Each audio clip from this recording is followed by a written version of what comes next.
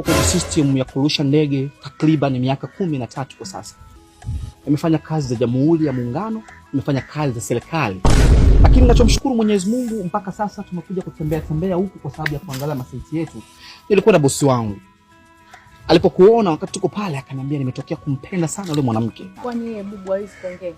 Au ni bubu? Okay. Naitwa Heri. Naitwa Glory. Pilot. Nikwambie tu kitu kimoja Glory. Wewe ni mwanamke mzuri mpaka unakuja huko nikatokewa kuvutiwa na wewe. Mimi ni mzuri, naijua. Sio unaona?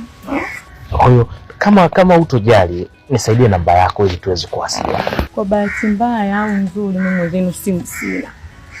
Yaani mnavyoniona hivi simu sina. Basi hili kwangu mimi ni jambo la muda tu boss. Kama itapendeza, huyu kesho mapema sana nimpige iPhone Pro Max. Nimpandike nayo mapema. Ni vitu vya muda. Sasa sikiliza nikwambie kitu kimoja. Kama iPhone kwa sababu hapa Tanzania ni bei rahisi sana. Kwa zetu tunataka kuchukua vitu vya bei rahisi.